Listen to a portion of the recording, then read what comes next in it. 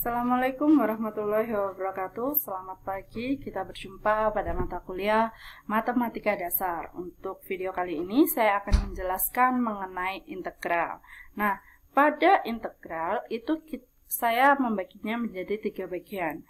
Bagian yang pertama yaitu anti turunan, dan bagian yang kedua adalah pendahuluan luas, dan yang ketiga adalah integral tentu. Kita masuk ke yang anti turunan. Yang pertama adalah berdasarkan definisi. F besar itu suatu anti turunan dari F kecil pada interval I jika dx fx itu sama dengan fx kecil, f-nya yang kecil ya, pada I. Yakni jika f aksen x sama dengan fx untuk semua x dalam I. Jadi di sini sebelumnya kan kita sudah mempelajari mengenai turunan. Sebenarnya nanti kita mencari suatu turunan dari f besar x yang dia nanti hasilnya adalah fx itu tadi. Nah, turunan itu bisa kita tuliskan dengan dx atau aksen ya. Jadi harus kita ingat. Jadi nanti di sini contohnya adalah carilah suatu anti turunan fungsi fx sama dengan 4x pangkat 3 pada interval minus tak hingga sampai dengan tak hingga. Berarti kita mencari suatu fungsi yang nanti turunannya adalah 4x pangkat 3. Kemudian kita tahu, nah di sini kita akhirnya ada salah satu fungsi yang dia memenuhi atau turunannya itu adalah 4x pangkat 3, yaitu fungsi x pangkat 4. Nah, kita juga tahu bahwa nanti di x pangkat 4 plus 6 plus 3 plus 2 minus 5 itu juga akan memenuhi turunannya yaitu 4x pangkat 3 ya. Oleh karena itu nanti kita bisa generalisir bahwa x pangkat 4 plus c-nya adalah konstanta yang sembarang. Itu merupakan suatu anti turunan atau integral dari 4x pangkat 3 pada interval minus tak hingga sampai dengan tak hingga. Oleh karena itu kita bisa mengeneralisir ya. Ini adalah gambarnya. Gambar dari yang tadi anti turunan dari 4x pangkat 3. Jadi di sini plusnya berapa aja bisa plus 0, berarti di sini ada juga yang x pangkat 4 saja.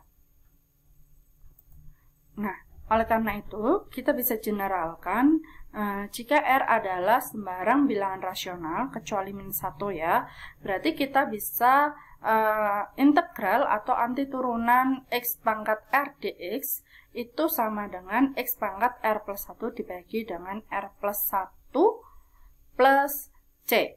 Nah, ini kita lihat yang sama dengan sebelumnya. Contohnya adalah fx sama dengan 4x pangkat 3. Kita cari anti turunannya atau integralnya.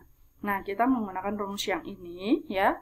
Rumus ini itu berarti integral dari 4x pangkat 3 dx 4-nya kita keluarkan dari integral. Berarti integral x pangkat 3 dx itu sama aja dengan x pangkat 3, R-nya adalah 3, sehingga plus 1 dibagi dengan 3 plus 1. Ini adalah hasilnya 4, berarti bisa kita coret ya.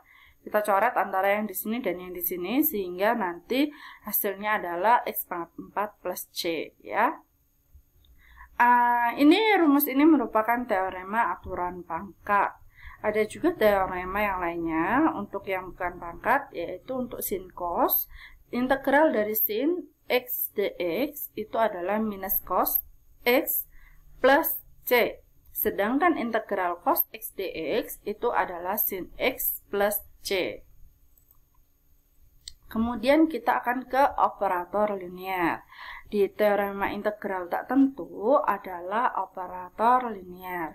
Jadi di sini misalkan ada dua fungsi yaitu f dan g mempunyai anti turunan atau integral tak tentu dan k suatu konstanta, maka yang maksudnya di sini sebelum saya masuk ke 1 2 3, maksudnya integral tak tentu adalah suatu integral yang dia tidak ada batas bawah dan batas atasnya ya.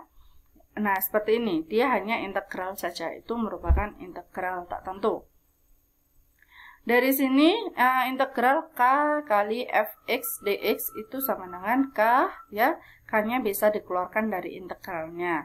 Kalau dua fungsi fx dan gx itu dijumlahkan, nanti hasil integralnya adalah integral fx dx ditambah integral gx dx. Gitu pula untuk yang dikurangi.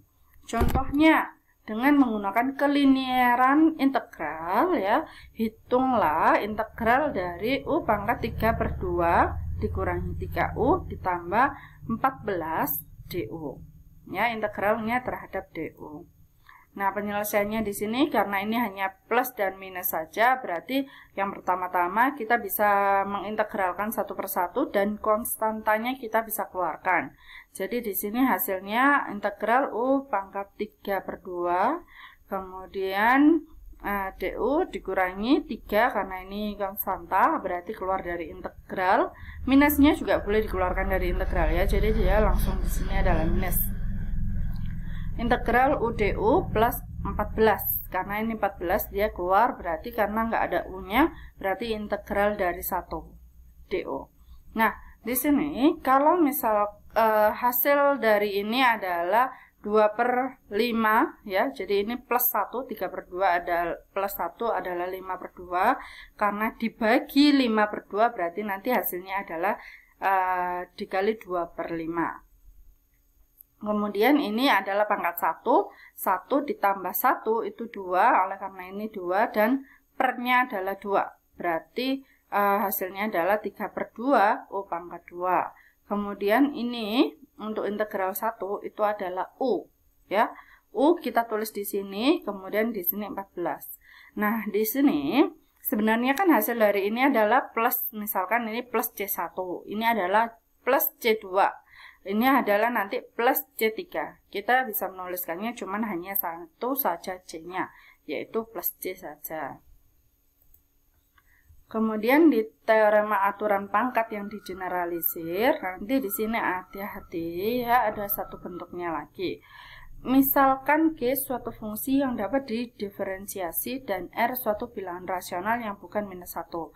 Maka integral dari suatu fungsi, ya, fungsi Gx pangkat R dikalikan turunan dari Gx, ya, terhadap X itu sama dengan Gx pangkat R plus 1 bagi R plus 1 plus C. Jadi di sini ada 3 contoh. Yang pertama adalah integral X pangkat 4 plus 3X pangkat 30. Kemudian ini dikalikan dengan 4X pangkat 3 plus 3 dx. Yang B, integral dari sin pangkat 10, sin X pangkat 10 kalikan cos X dx. Yang C adalah integral X pangkat 3 plus 6X pangkat 5 dikalikan 6X kuadrat plus 12 dx.